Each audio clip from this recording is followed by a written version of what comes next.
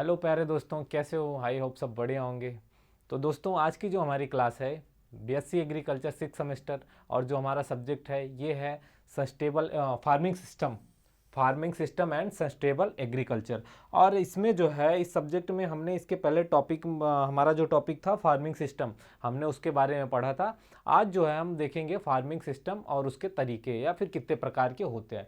तो सबसे पहले शुरू करते हैं, फार्मिंग सिस्टम क्या है या कृषि प्रणाली। तो कृषि प्रणाली एक प्रक्रिया है जिसमें विभिन्न विधियों, तकनीकियों और उपायों का समायोजन या संयोजन किया जाता है। पहले हम सीधा समझते हैं यहाँ पे कि कृषि प्रणाली का क्या मतलब है। तो कृषि प्रणाली या फार्मिंग सिस्टम, कृषि प्रणाली या फार्मिंग सिस्टम का अर्थ ये होता है या फिर यह वह प्रक्रिया है जिसमें कृषि या खेती करने के विभिन्न तकनीकी विधियां और तरीकों का संयोजन किया जाता है। क्या किया जाता है? संयोजन किया जाता है, ताकि किसान जो है अधिक उत्पादन प्राप्त कर सके। क्या कर सके? किसान जो है अधिक उत्पादन प्राप्त कर सके और समय ऊर्जा की बचत कर सके और संरक्षणवादी कृषि की ओर बढ़ सके। यह उपाय किसानों को उनके प्राकृतिक संसाधनों का सही तरीकों में उपयोग करने में मदद करता है, और जिससे उत्पादकता बढ़ती है और प्राकृतिक संसाधनों का सही तरीके से प्रबंधन किया जा सकता है। तो दोस्तों देखिए, सबसे पहले यहाँ पे समझने वाली बात यह है कि फार्मिंग सिस्टम आखिर है क्या, और फार्मिंग सिस्टम के अंतर्गत क्या क्या क्रियाएं या फिर कि इसके अंतर्गत क्या क्रियाएं की जाती हैं। तो देखिए, फार्मिंग सिस्टम एक कृषि की एक ऐसी प्रक्रिया है, कृषि प्रणाली की एक ऐसी प्रक्रिया है जिसके अंतर्गत हम किसानों को जो है फार्मिंग, खेती करने के तरीकों को, उपायों को, और जो है क्या कहते हैं, उनको अधिक उत्पादन कैसे प्राप्त किया जा सके और किसानों को प्राकृतिक तरह से खेती कैसे की जा सके, इन सब के बारे में एक संयोजन है। इन सब के बारे में उनको बताया जाता है, समझाया जाता है, ताकि उसका प्रबंधन किया जाता है ताकि वो अच्छे से किसानी या खेती कर सकें। तो फार्मिंग सिस्टम में देखो, ऊर्जा की बचत की भी बात हो रही है और संरक्षणवादी कृषि की। किस तरह की कृषि? संरक्षणवादी। और उसके साथ साथ प्राकृतिक संसाधन, यानी कि जो प्राकृतिक संसाधन है खेती में यूज करने के लिए, खेती में प्रयोग किए जाने वाले प्राकृतिक संसाधन, उनका भी अच्छे से उपयोग करें और उनका अच्छे से प्रबंधन करें। कृषि प्रणाली में हम इसका अध्ययन करते हैं। अब देखते हैं कृषि के प्रकार या फिर टाइप्स ऑफ फार्मिंग। देखो, खेती जैसे कि हमने फार्मिंग के बारे में चर्चा की, अब हम चर्चा करेंगे आखिर ये टाइप्स, कितने प्रकार की खेती की जा सकती है। कृषि के प्रकार क्या मतलब? कोई काम करने के कई तरीके होते हैं। किसी भी काम करने का तरीका होता है। तो उसी पे हम चर्चा कर रहे हैं कि खेती करने के कौन कौन से तरीके हैं। देखिए, पहला है विशिष्ट खेती। कौन सा? विशिष्ट खेती। और विशिष्ट खेती के अंतर्गत केवल एक ही फसल या उद्यम का उत्पादन बाजार के लिए किया जाता है। जैसे कि विशिष्ट खेती का मतलब हम पढ़ रहे हैं, पहले तो देखते हैं, पढ़ रहे हैं हम कृषि के प्रकार। उसमें जो पहला है हमारा कृषि का पहला जो टॉपिक है उसमें विशिष्ट खेती। अब विशिष्ट खेती में क्या है? तो विशिष्ट खेती के अंतर्गत केवल एक ही फसल या केवल एक ही उद्यम उत्पादन करके किया जाता है, बाजार के लिए किया जाता है। देखो, कोई भी चीज या फिर कृषि की बात करें, खेती की बात कर रहे हैं, तो उसमें ही कोई भी एक फसल या कोई भी एक चीज का विशिष्ट रूप से हम उसका उत्पादन करेंगे और उसे बाजार में बेचेंगे। तो ये फिर क्या होता है? विशिष्ट खेती हो गई, और किसान अपनी आय के लिए केवल उसी उद्यम पर निर्भर रहता है। जैसे कि किसी के पास केले की खेती करना है, कोई किसान है केले की खेती कर रहा है, वो साल भर हमेशा केले की ही खेती कर रहा है, तो इसे विशिष्ट खेती एक तरह से कहेंगे, क्योंकि वो जो खेती कर रहा है वो केले की खेती के साथ साथ कोई और खेती नहीं कर रहा है। तो उसे वह व्यक्ति उस खेती को अपनी आय के लिए और अपनी उद्यम के लिए केवल उसी पे, अपने आय के लिए, अपने जीवन यापन के लिए केवल उसी खेती पे, केवल उसी उद्यम पे निर्भर है, तो उसे विशिष्ट खेती कहते हैं। विशिष्ट खेती से अभिप्राय उन जोतों से है जो कुल आय का कम से कम 50% किसी एक उद्यम अथवा फसल से प्राप्त करते हैं। देखो, ये विशिष्ट खेती का क्या मतलब है? तो विशिष्ट खेती का मतलब है, जैसे कि हमने कोई भी कार्य किया या हम कोई भी कार्य कर रहे हैं, खेती में कोई भी फसल बो रहे हैं या कोई भी खेती कर रहे हैं, तो उसमें जो है हम पूरी फसल या जो हमारी पूरी आय होगी उस आय का 50% लगभग आधा हिस्सा हम किसी एक फसल से या किसी एक विशिष्ट खेती से प्राप्त कर रहे हैं, तो उसे क्या कहेंगे? विशिष्ट खेती कहेंगे। उस उद्यम को विशिष्ट खेती कहेंगे, जिसमें जो है किसान 50% से अधिक जो है आय अर्जित करेगा।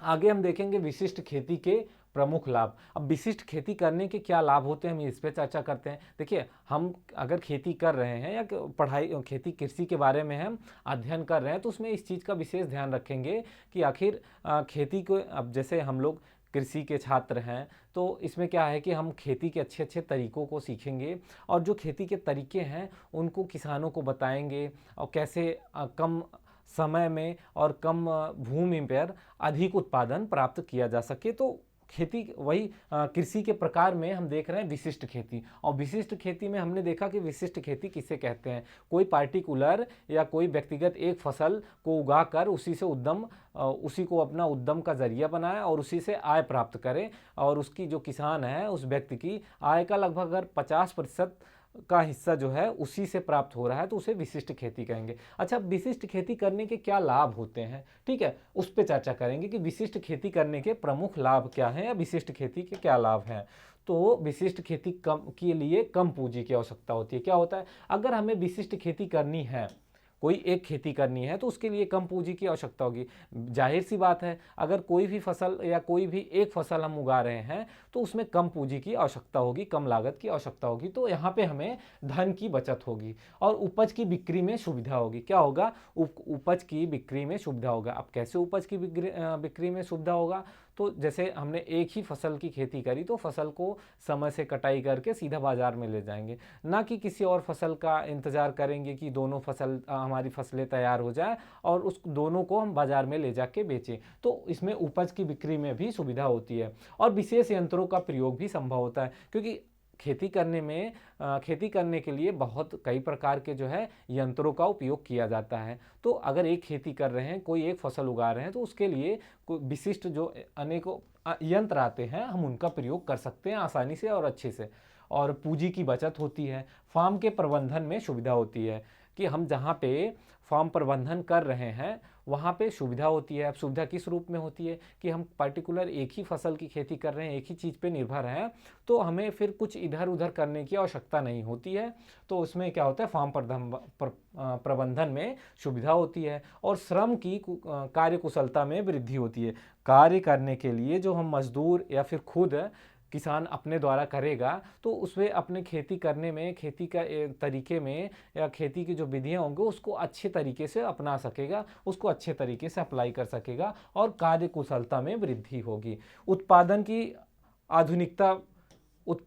आधुनिक विधियों का प्रयोग। अब कैसे उत्पादन की आधुनिक विधियों का प्रयोग? तो जैसे फसल को हमने उगाया, उसके बाद क्या करेंगे, उससे जो उत्पादन के लिए अब जो नई नई टेक्नोलॉजियों का उपयोग किया जा रहा है, नई नई टेक्नोलॉजी खोजी जा रही हैं, उसको हम अच्छे से उपयोग कर सकते हैं, उसका हम अच्छे से उपयोग कर सकते हैं, इम्प्लीमेंट कर सकते हैं। अब विशिष्ट खेती के प्रमुख दोष। अच्छा, विशिष्ट कोई भी खेती करेंगे या फिर किसी भी चीज़ का कुछ गुण होता है, कुछ दोष भी होता है, कुछ अच्छाई होती है, कुछ बुराई होती है, कुछ नुकसान भी होता है। देखो, तो विशिष्ट खेती में संसाधनों का पूर्ण उपयोग, आय की मात्रा सीमित हो जाती है। कैसे? अगर हम एक फसल के साथ किसी दूसरी फसल की खेती करेंगे तो हमें दोनों से आय प्राप्त होगी। अगर एक ही खेती कर रहे हैं, किसी कारणवश अगर हमारी फसल नष्ट हो गई तो उस अवस्था में क्या होगा, हमें हानि होगी, हमारी आय जो है क्या होगा, आय वृद्धि नहीं होगी या फिर आय की प्राप्ति नहीं होगी, हानि की संभावना बढ़ जाती है। कैसे हानि की? कि अगर हमारी फसल खराब हुई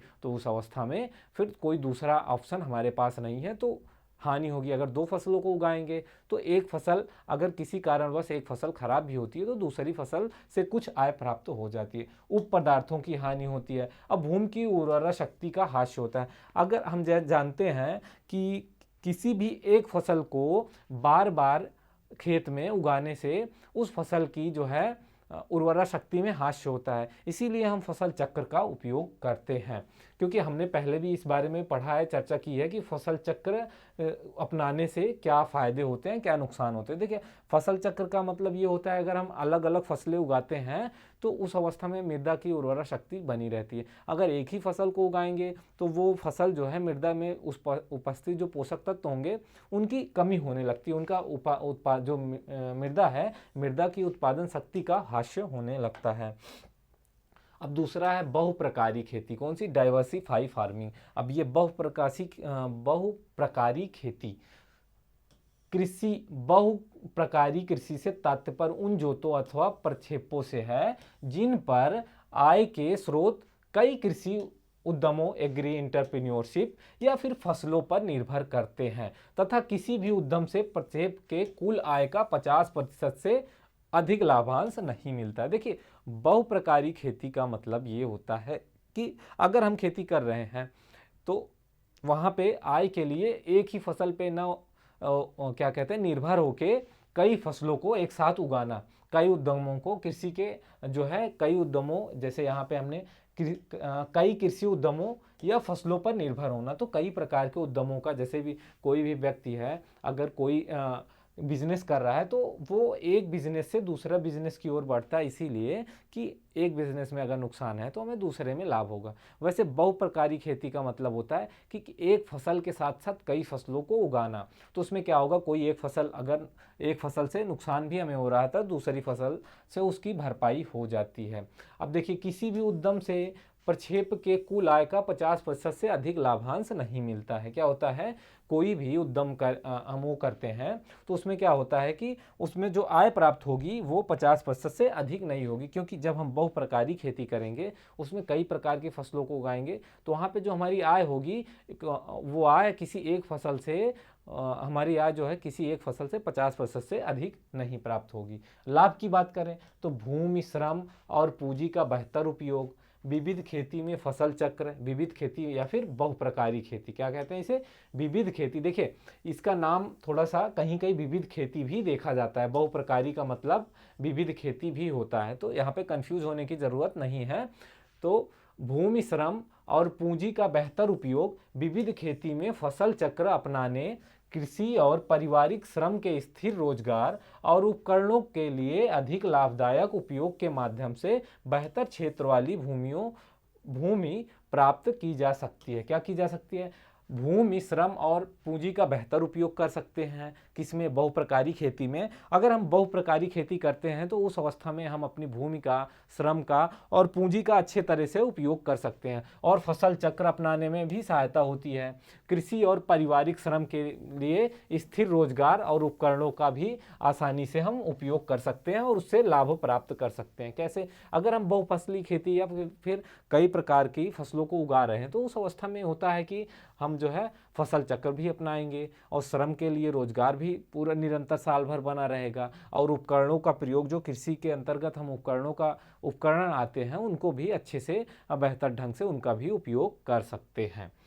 किसान और श्रमिक पूरे वर्ष विभिन्न गतिविधियों में लगे होते हैं। क्या होता है कि अगर बहुप्रकारी खेती करेंगे तो उस अवस्था में किसान भी और जो श्रमिक भी खेती में जो कार्य कर रहे हैं, मजदूर, उनको भी पूरे साल जो है उनकी गतिविधियां चलती रहती हैं और आय प्राप्त होता रहता है। और जो श्रमिक होते हैं उनको भी अपना जीवन यापन के लिए धन प्राप्त होता रहता है, आय की प्राप्ति होती रहती है।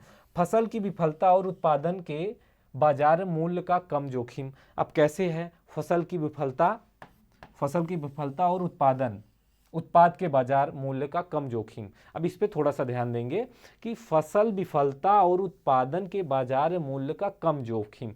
अगर एक फसल के साथ साथ और फसलों का उपयोग कर रहे हैं, एक फसल के साथ साथ और फसलों को हम और फसलों की खेती कर रहे हैं, तो उस अवस्था में क्या होगा, कोई अगर एक फसल खराब होती है या फिर उस फसल का किसी कारणवश उस वर्ष रेट कम रहा, बाजार मूल्य कम रहा, तो जो दूसरी फसल है उसके साथ साथ उसमें जो है उसकी भरपाई हो सकती है।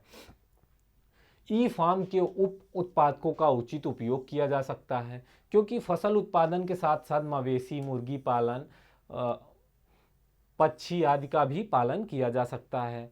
मिट्टी के कटाव को उस समय रोका जा सकता है जब भूमि को पूरे वर्ष खेती योग्य बनाया जा सके। देखिए, बहुप्रकारी खेती में पूरे वर्ष खेती भी हम करते रहेंगे, मतलब एक तरह से एक फसल की कटाई के बाद दूसरी फसल, तीसरी, मतलब कंटिन्यू निरंतरता चलती रहेगी, एक फसल के बाद दूसरी फसल, फिर तीसरी फसल, साल भर ये चक्र चलता रहेगा। अब बहुप्रकारी खेती के साथ साथ एक चीज़ और है कि हम पशुपालन और पक्षी पालन भी कर सकते हैं आसानी से। ठीक है, अब आगे देखेंगे हम, आगे देखेंगे बहुप्रकारी कृषि के दोष, क्या क्या इसकी कमियां हैं। तो देखिए, बहुप्रकारी खेती के क्या दोष हैं, तो इसमें आधुनिक यंत्र के उद्देश्य में कठिनाई। अब जैसे जो आधुनिक यंत्र होंगे, हम उनको जो है उनका उपयोग करने में हमें कठिनाई होगी। कैसे होगी कि किसी भी एक फसल का, किसी भी अगर एक फसल का उपयोग करेंगे या फसल का क्या कहते हैं, फसल उत्पादन करेंगे, फसल का क्रॉप कल्टीवेशन करेंगे, तो उस अवस्था में जो हम एक तरह से जो अपने फार्म पे यंत्रों का उपयोग करेंगे, तो वो कुछ यंत्र जैसे विशिष्ट यंत्र होते हैं, जैसे आलू खोदने की मशीन हो गई या फिर गेहूं बुआई की मशीन हो गई। तो इस बहुप्रकारी खेती में हम जो हमारे कृषि उपकरण हैं, कृषि यंत्र हैं, उनका अच्छे से उपयोग नहीं कर पाएंगे, क्योंकि बहुप्रकारी कृषि अपनाने पर जोतों का आकार और छोटा हो जाता है। विभिन्न उद्यम तथा विभिन्न फसलें होने के कारण तरह तरह की आधुनिक उपकरणों का प्रयोग किसान की अर्थव्यवस्था से परे हो जाता है। क्या होता है, अगर अलग अलग फसलें, सबसे पहले तो जोत का आकार छोटा हो जाता है। कब जब अलग अलग फसलों की बुआई करेंगे तो सब क्या है कि जोत का आकार छोटा हो जाएगा, उसमें क्या है, उपकरणों का उपयोग करने में थोड़ी सी परेशानी होगी। और उसके साथ साथ जो आधुनिक उपकरण होते हैं उनका भी उपयोग करने में हमें किसानों को दिक्कत होगी, और किसान की जो है अर्थव्यवस्था या फिर किसान को उसको बार बार खरीदना भी उसके लिए लाभदायक नहीं होगा। अब उपज विपणन में कठिनाई। अब कैसे उपज विपणन में, कि उपज को बेचने में कैसे कठिनाई होगी, तो थोड़ी थोड़ी मात्रा में बहुत सी वस्तुओं का उत्पादन प्राप्त होने के कारण उनके विपणन में कृषक को बार बार बाजार का चक्कर लगाना पड़ेगा। कैसे, अगर हम बहुप्रकारी खेती कर रहे हैं, उसमें उसके अंतर्गत कई फसलों का उत्पादन कर रहे हैं, तो उसमें क्या होता है कि जब कई फसलों का उत्पादन करेंगे तो उस अवस्था में जो उत्पाद प्राप्त होगा, हमें जो उपज प्राप्त होगी वो थोड़ी थोड़ी मात्रा में प्राप्त होगी, तो उसको बार बार बाजार में ले जाना, बेचना, फिर मूल्य का उतार चढ़ाव, तो उसमें भी किसानों को थोड़ी सी समस्या का सामना करना पड़ सकता है। श्रम की अधिक आवश्यकता होती है। कैसे श्रम की आवश्यकता होती है भाई, अगर हम अनेक फसल उगाएंगे, तरह तरह की फसलों को उगाएंगे बहुप्रकारी खेती के अंतर्गत, तो उसमें क्या होगा, हमें तरह तरह के श्रमिकों की भी आवश्यकता होगी, क्योंकि हर व्यक्ति जो है हर प्रकार की खेती के लिए दक्ष नहीं होता है। तो इस अवस्था में भी अनेक प्रकार के क्या कहते हैं, अनेकों श्रमिकों की आवश्यकता पड़ती है। क्या होता है, अनेकों श्रमिकों की आवश्यकता पड़ सकती है, और सभी कार्य सही समय पर ठीक से संपन्न कराना भी काफ़ी मुश्किल हो जाता है। प्रबंधन में कठिनाई। अब कैसे प्रबंधन में, विभिन्न तरह की फसलें तथा कृषि व्यवसाय होने के कारण उनके प्रबंधन में काफ़ी क्या होती है, कठिनाई होती है। कैसे होती है, अगर हम कई तरह की फसलों को उगाएंगे तो जो हमारा फार्म होगा उसको मैनेज करने में भी कठिनाई होगी, कि तरह तरह की फसलें हैं तो उनके लिए तरह तरह के इंतजाम करने पड़ेंगे, प्रबंधन करने पड़ेंगे किसान को, तो उसमें भी थोड़ा कठिनाई का सामना करना पड़ सकता है।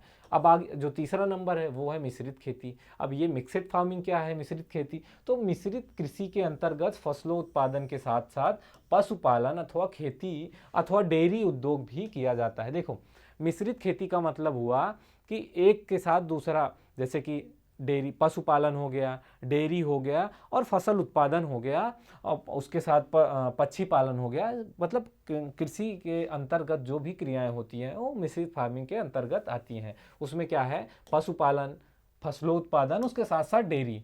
प्राचीन काल से ही फसलों उत्पादन के साथ साथ पशु पालन भी जुड़ा है। देखो, अगर भारत की बात करें तो भारत के अधिकांश किसान, लगभग 65% किसान, भारत की जनसंख्या वो कृषि पर आश्रित है, और जो भारत के किसान हैं वो खेती के साथ साथ पशुपालन भी करते हैं, क्योंकि पशुपालन से उनको जो है दूध की प्राप्ति होती है, साथ ही साथ क्या कहते हैं, पशुओं से कृषि में या खेती में श्रम भी कराया जाता है।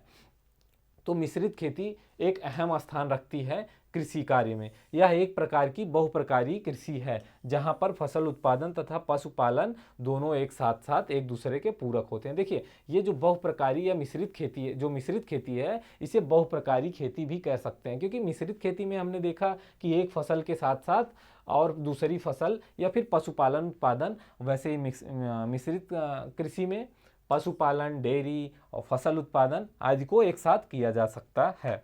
या किया जाता है। अब मिश्रित खेती के लाभ, मिश्रित खेती करने के क्या लाभ होते हैं, तो फार्म शक्ति की प्राप्ति होती है। क्या होता है, ability of farm power, farm शक्ति और उर्वरकों पर कम निर्भरता, लेस डिपेंडेंसी ऑफ फर्टिलाइजर्स। अब कैसे, तो देखिए अगर हम पशुपालन का उपयोग करेंगे या फिर मुर्गी पालन का उपयोग करेंगे या पशुपालन करेंगे खेती के साथ साथ, तो उसमें क्या है, पशुओं से हमें बैलों द्वारा खेत को जोता जा सकता है और पशुओं के गोबर की जो खाद होती है उसे भी हम उर्वरकों के रूप में प्रयोग कर सकते हैं, खाद के रूप में प्रयोग कर सकते हैं। तो इस अवस्था में क्या होगा कि उर्वरक का कम प्रयोग करना पड़ेगा। और ये फार्म शक्ति की प्राप्ति का मतलब है कि पशुओं से जो बैल होते हैं उनसे जो है हम खेती करने में हमें सहायता मिलती है।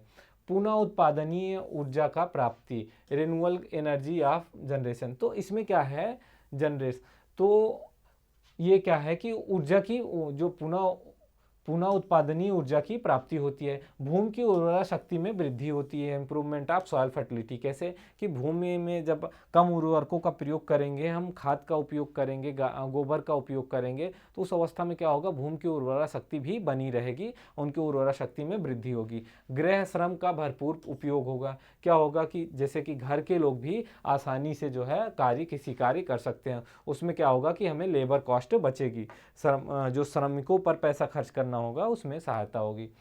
अब चौथा नंबर है शुष्क कृषि, ड्राई फार्मिंग। ये ड्राई फार्मिंग क्या है, तो ऐसे क्षेत्र जहां की वार्षिक वर्षा 800 से 800 mm से कम होती है। देखिए ध्यान दीजिए, ये जो वार्षिक क्षेत्र वर्षा का जो मापन होता है, ये होता है वर्ष में, mm में होता है, लगभग 750 से 750 से 800 के बीच। जिन क्षेत्रों में लगभग 750 से 850 के बीच वार्षिक वर्षा होती है या इससे कम होती है, तो वो क्या होता है, ऐसे क्षेत्रों को शुष्क क्षेत्र कहते हैं।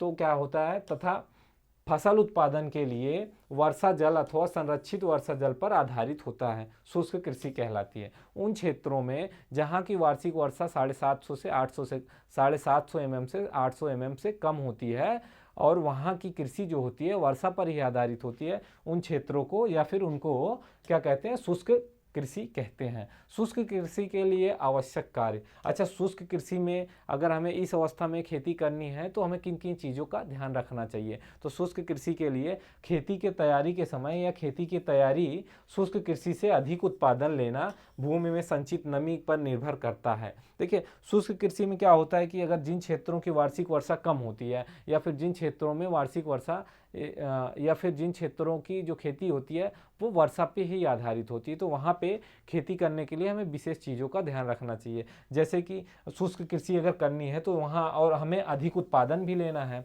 तो उस अवस्था में क्या करना है, हमें अधिक उत्पादन प्राप्त करने के लिए भूमि में संचित नमी पर निर्भर करता है और भूमि में पानी सोखने की क्षमता तथा जल धारण क्षमता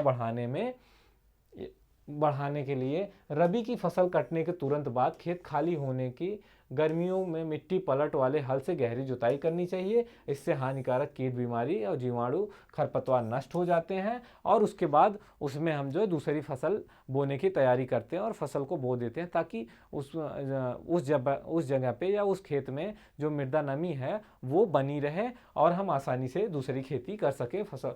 अब दूसरा है ढाल के विपरीत जुताई। अब शुष्क कृषि क्षेत्र में क्या करते हैं कि खेतों के ढाल के विपरीत जुताई करने से कूड़ में पानी इकट्ठा होता है। क्या होता है, वर्षा आने से पहले क्या करते हैं, जिन क्षेत्रों में ढालू भूमियां हैं या ढालू भूमि वाले क्षेत्र क्या हैं, वहाँ पे वर्षा से पहले ही ढाल के विपरीत जुताई कर देते हैं ताकि उसमें वर्षा का पानी रुक सके और पानी वो भूमि जो है पानी को सोखने के लिए अधिक समय मिल सके। खेतों में ढाल के विपरीत थोड़ी थोड़ी दूरियों पर डोलियां बनाई जाती हैं एवं वनस्पतिक आवरण लगाए जाते हैं जिससे वर्षा का जल रुककर भूमि में समा सके। देखो शुष्क क्षेत्रों में इन चीज़ों का ध्यान रखना चाहिए हमें खेती करने के लिए कि कैसे मृदा की जो जल धारण क्षमता होती है उसको कैसे बढ़ाएं। तो उसके लिए ढालू क्षेत्रों में क्या करते हैं, जो खेत की जुताई करेंगे उसे ढाल के विपरीत करेंगे, वनस्पतिक कुछ पौधे लगाएंगे, वनस्पतियों का अवरोध लगाकर पानी को रोकेंगे ताकि पानी को मिट्टी को समय मिले पानी को सोखने के लिए। शीघ्र पकने वाली फसल व प्रजातियों का चयन करना चाहिए। शुष्क कृषि के लिए या ऐसे क्षेत्र जहाँ की कृषि जो है वर्षा पर ही आधारित है, वहाँ पे भी क्या कहते हैं, जल्दी पकने वाली फसल प्रजाति का चयन करना चाहिए। शुष्क कृषि के लिए शीघ्र पकने वाली, सूखा सहने की क्षमता वाली एवं अधिक उत्पादन देने वाली फसलों या उनकी किस्मों का चयन करना चाहिए। चयन करते समय भूमि की किस्म व संभावित वर्षा का ध्यान रखना चाहिए। देखिए, ऐसे क्षेत्रों में या फिर जहाँ पे शुष्क खेती की जाती है, वहाँ पे शुष्क कृषि की जाती है, वहाँ पे इस चीज़ का विशेष ध्यान रखना चाहिए कि जो फसल है, फसल की जो किस्म है, उस पर विशेष ध्यान रखना चाहिए। वहाँ पे हमें ऐसी फसलों का प्रयोग करने चाहिए जो सूखा सहनशील हो और जल्दी पकने वाली हो, जल्दी तैयार होने वाली हो। अगला है रैंचिंग कृषि। कौन सी? रैंचिंग कृषि। रैंचिंग कृषि कहते हैं। तो देखो, रैंचिंग कृषि का मतलब दोस्तों ये है कि रैंचिंग कृषि इस प्रकार की खेती में खेत की जुताई, बुआई, गुड़ाई कुछ भी नहीं की जाती है। सबसे पहले रैंचिंग कृषि में हम यही देखेंगे, ये समझते हैं कि इस प्रकार की खेती में खेत की जुताई, बुआई, गुड़ाई आदि नहीं की जाती है। अच्छा, ये नहीं की जाती है तो खेती कैसे की जाती है? तो यहाँ पे फसलों को भी उत्पादन नहीं किया जाता है, फसल का उत्पादन भी नहीं किया। फसलों का उत्पादन, देखिए, जुताई, बुआई, गुड़ाई आदि नहीं की जाती और ना ही फसलों का उत्पादन किया जाता है, बल्कि प्राकृतिक वनस्पतियों पर विभिन्न प्रकार के पशुओं जैसे भेड़, बकरी आदि को चराया जाता है। देखिए, रैंचिंग कृषि जो होती है ये पशुओं को चराने के लिए होती है, ना कि यहाँ पे कृषि कार्य किया जाता है। ठीक है, इस प्रकार की कृषि ऑस्ट्रेलिया, डेनमार्क, अमेरिका, तिब्बत तथा भारत के पहाड़ी क्षेत्रों में की जाती है। पहले तो अगर विदेशों की बात करें तो अमेरिका, डेनमार्क और तिब्बत में की जाती है। कहाँ पे? अमेरिका, ऑस्ट्रेलिया, डेनमार्क और तिब्बत में। और भारत में कहाँ की जाती है? पहाड़ी वाले क्षेत्रों में की जाती है। और भारत में इस प्रकार की जो भूमि होती है, इस प्रकार की भूमि पर किसी का स्वामित्व भी नहीं होता है। क्या होता है? किसी का स्वामित्व नहीं होता है। ये सार्वजनिक स्थानों पर उगी वनस्पतियों का कोई भी व्यक्ति अपने पशु चराने के लिए उपयोग कर सकता है। लेकिन ऑस्ट्रेलिया, अमेरिका तथा तिब्बत में भेड़ बकरी रखने वाले किसानों को रैंचर कहा जाता है। क्या कहा जाता है? रैंचर। ये भी पूछा जाता है कि रैंचर किसे कहा जाता है। तो रैंचर जो है, भारत में नहीं विदेशों में जो भेड़ बकरी पालते हैं, जो भेड़ बकरी रखते हैं, उसको रैंचर कहा जाता है। और इनका जो है रैंच भूमि पर अपना निजित्व स्वामित्व होता है। देखिए, भारत की बात करें तो भारत में जो रैंचिंग भूमि होती है, रैंचिंग भूमि का मतलब ये होता है कि जहाँ पे पशुओं को चराया जाता है, एक तरह से चारागाह कह सकते हैं। तो उस पे भारत में क्या है, उस तरह की भूमि पर भारत में किसी व्यक्ति विशेष का स्वामित्व नहीं होता है। लेकिन अमेरिका जैसे विदेशों में, अमेरिका या तिब्बत में, वहाँ पे क्या है, जो भेड़ बकरी रखते हैं जो किसान, उनको रैंचर कहते हैं। और वहाँ के व्यक्तियों पर अपनी इस भूमि पर क्या होता है, अपना निजी स्वामित्व होता है, निजित्व स्वामित्व होता है। भारत में जम्मू कश्मीर व बीकानेर का क्षेत्र रैंचिंग के लिए मशहूर है। अगर भारत की बात करें तो भारत में सबसे ज़्यादा रैंचिंग किन क्षेत्रों में की जाती है, रैंचिंग कृषि? तो जम्मू कश्मीर, बीकानेर का जो क्षेत्र है, यहाँ पे रैंचिंग कृषि की जाती है भारत में। तो दोस्तों, आज जो है हमारी क्लास यहीं पे समाप्त होती है। कृषि के प्रकार हमने पढ़ा, टाइप्स ऑफ फार्मिंग है, कृषि के प्रकार, कितने तरीकों से खेती की जाती है। तो आज की क्लास हम समाप्त होती है। हम लेते हैं आपसे विदा। तो जय हिंद, मिलते हैं अगली क्लास में।